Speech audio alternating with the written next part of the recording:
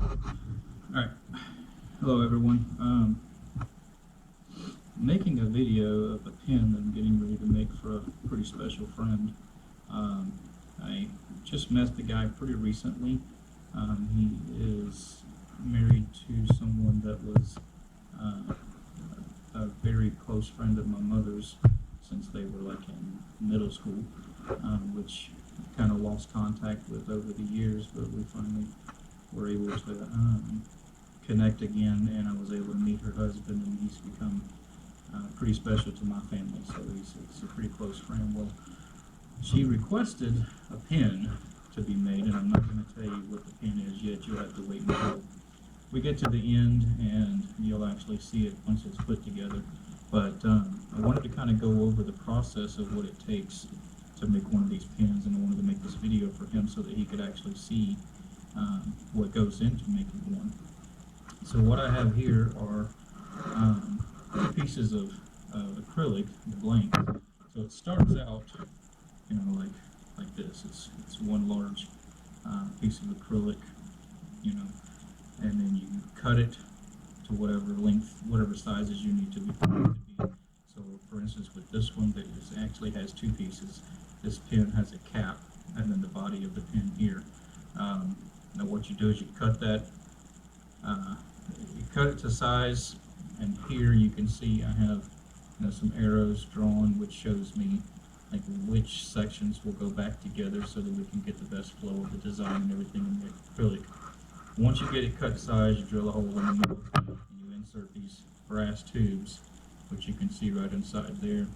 Now this tube does not come all the way out to the edge because the blank is cut a little oversized so that we can square this edge up and clean it up, and I'm going to do that over on the disc sander here in just a moment. We'll get this cleaned up, and then after that we'll move over to the lathe and we'll turn this down, and I'll kind of show you the process of getting it turned down to size, and then we'll do the final sanding and finish, things like that. And then towards the end of the video we'll come back over here to the press, and we'll actually press this thing together and make a pin out of it. So I will we'll get moved over to the belt sander or the disc sander, and we'll show you what I do to square this off. Okay, so there's a couple of different ways that you can square these off. You can use what's called a barrel trimmer, which will clean out the inside of the tube as well as squaring off the ends. I do use those. I do use it sometimes. It just kind of depends on what I'm looking for, and also depends on how much extra I ended up cutting this thing. This is not so bad. It's not a whole lot of excess on the ends. So doing it over here on the desk sander is not going to be that bad. We'll be able to get it squared up real quick, but I'll show you how that's done, and then we will move to the lathe and get started turning it.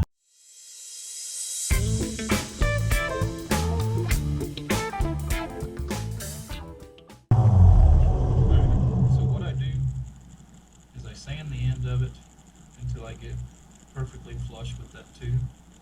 Get the end of it squared off, so now you see the tube is right flush with the end. So we'll do the other end of this one.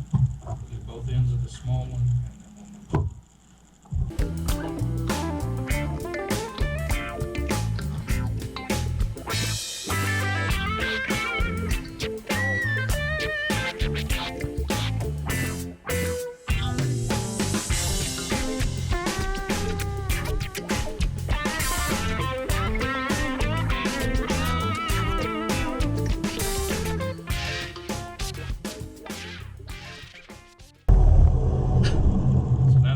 This is nice and square, trimmed down to the barrel.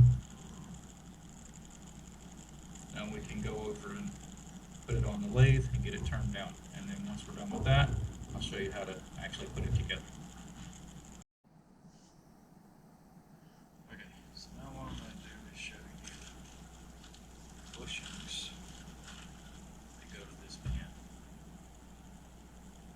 So these are the bushings.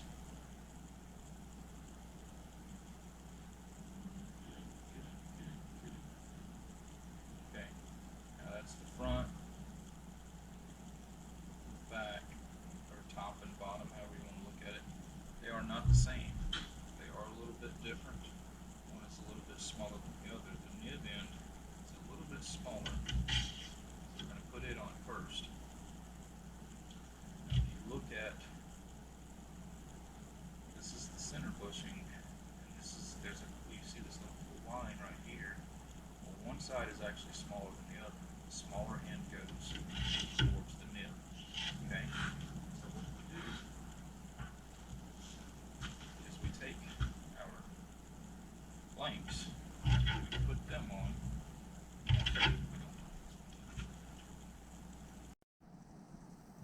Okay, so now what we have is our lower bushing and our lower barrel, our center bushing, our upper barrel, and our upper bushing.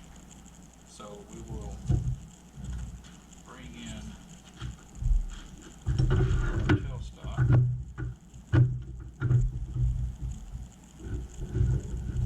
Tighten down on that. Not too much because we don't want to actually bend our mandrel. Tighten that down. And then we will get our rest set up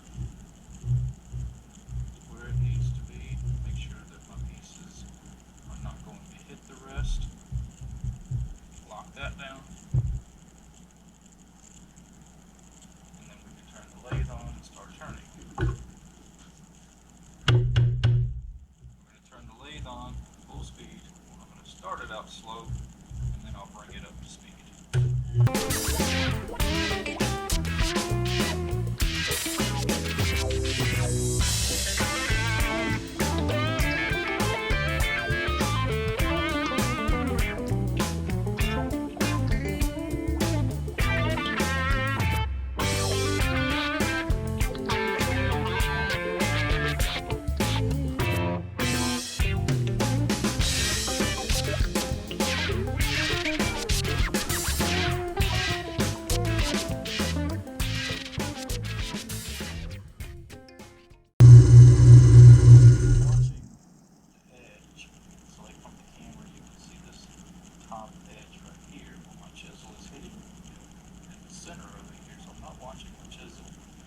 Watching this back edge, just the top part that I can see, because everything I'm doing over here is mirrored over here. So anything I do here shows up over here, so I can watch this top edge and make sure that I'm staying nice and straight the whole. I'm gonna check to see if I'm flush with my bushings. I am really close right there, so I think I'll finish the rest of that with some sandpaper.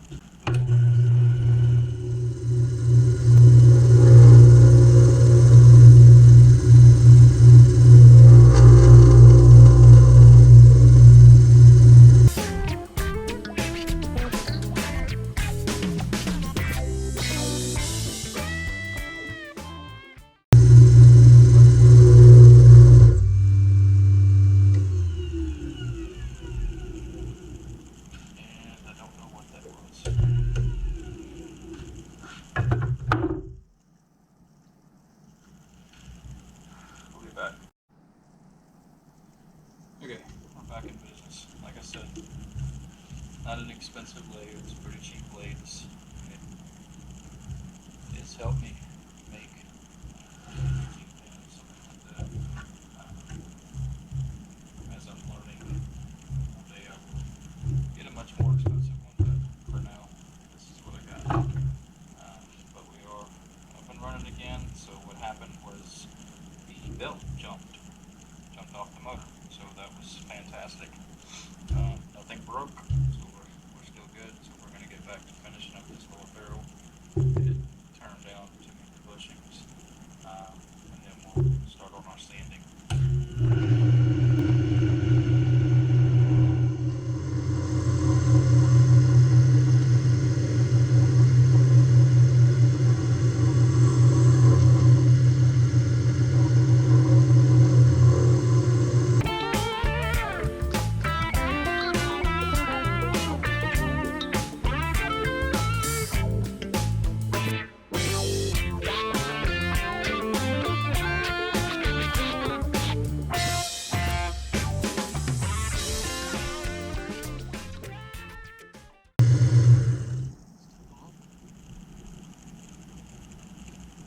Really close to the bushing, so we're going to stop and press some sandpaper.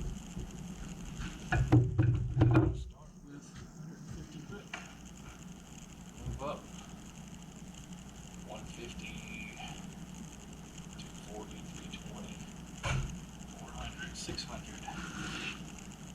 Then I have some wet sanding with micro meshes that will go, wet sanding will go all the way from 1500 to 12,000. So put the rest out of the way and slow the speed down. Take the 150.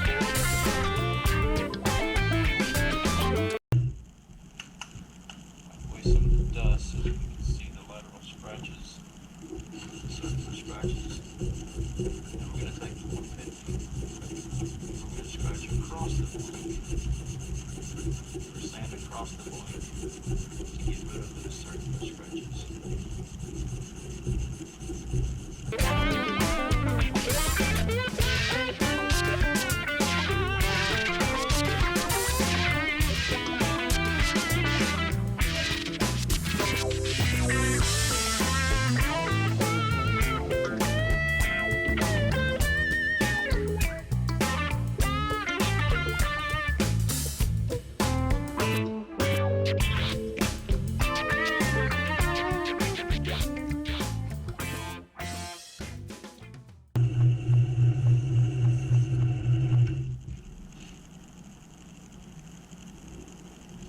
Nice and flush with the bushings now on all four ends. You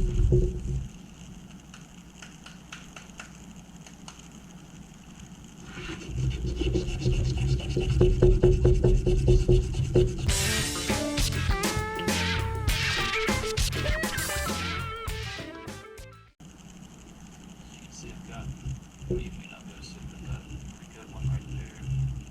It goes all the way around. That's what I'm working at this moment.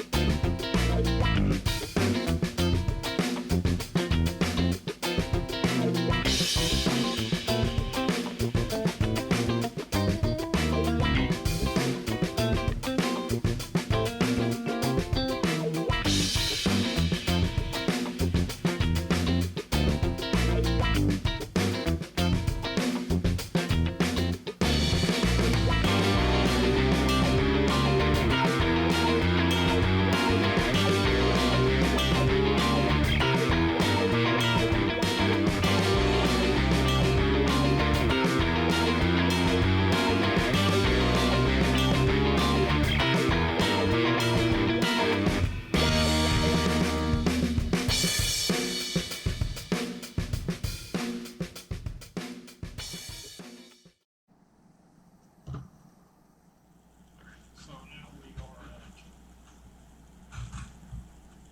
finishing up sanding these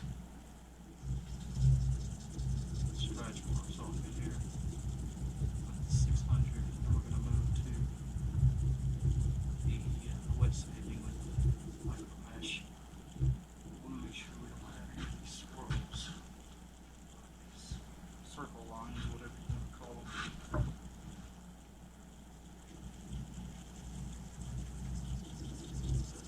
Not good. It will show up in the finished product.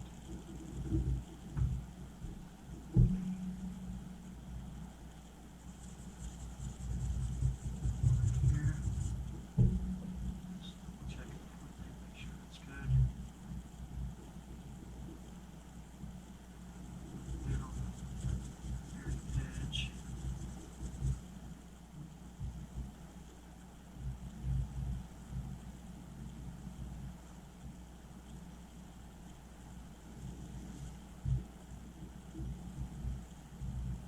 Alright, so that's all of those.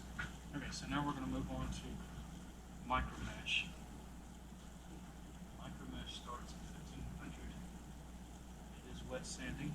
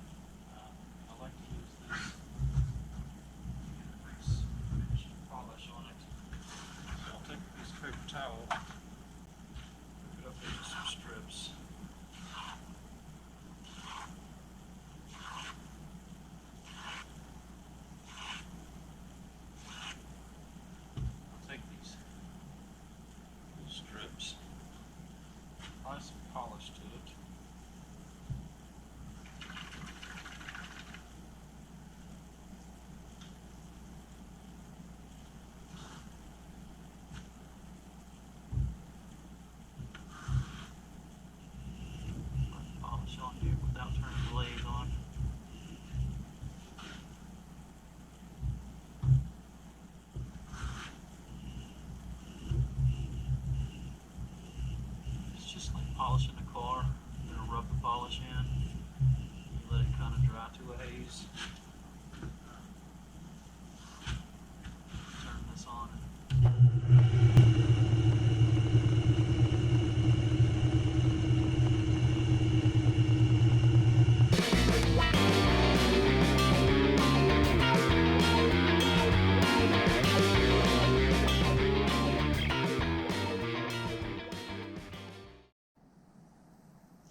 Alright, so now that the polishing is finished, we're going to take it over to the pin press and get the kit out. You're going to actually press this pin together, put the pin together, and we'll be able to see the final product. So I'll see you over there at the press.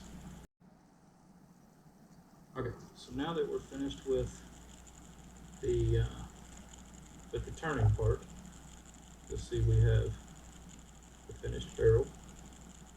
Now this does look different than what you saw me turning. That's because we are actually making two of these pins, and I had some video that didn't work so well on the first one when it came to pressing the pin together. So this is the finished barrel for the actual body of the pin. See, nice and shiny, good gloss. The pin that we're making is actually called a Patriot pin, and it's in a rollerball style. Instructions here. I have already put the other one together, so I know how this one goes together, but I'm going to keep it out as reference just to make sure I don't screw this up and press something in there that should not be pressed. So we're going to take the parts out. We're going to lay them out here.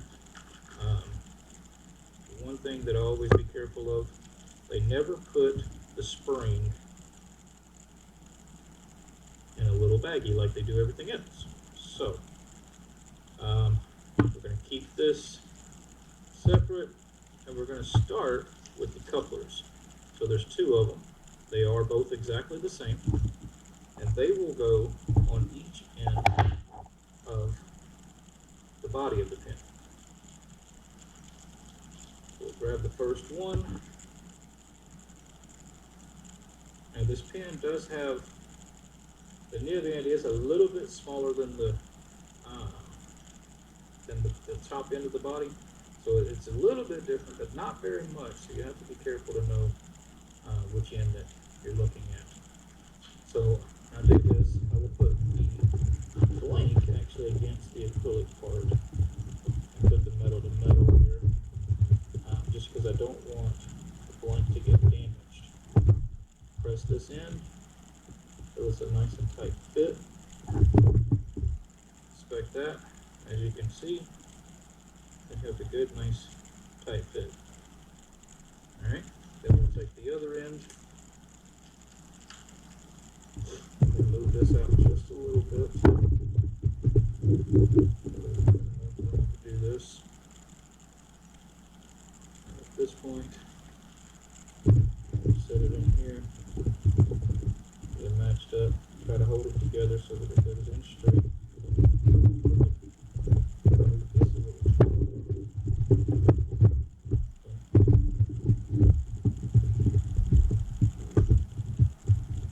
Press that in. So it's a nice tight fit, and again, you have a nice tight fit. Okay, so now that's the body of the pin. It's complete. The nib is here. That will screw on the end here. Like so. Okay. The back end of it will have this here. This actually presses into the cap.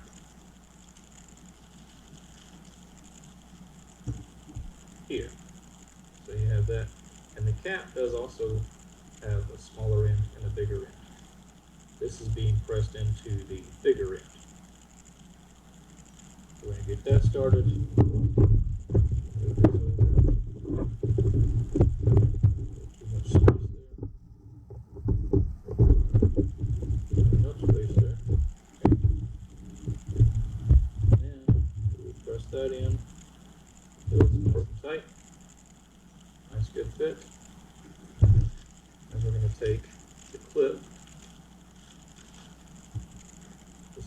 clip, we're going to press the clip in.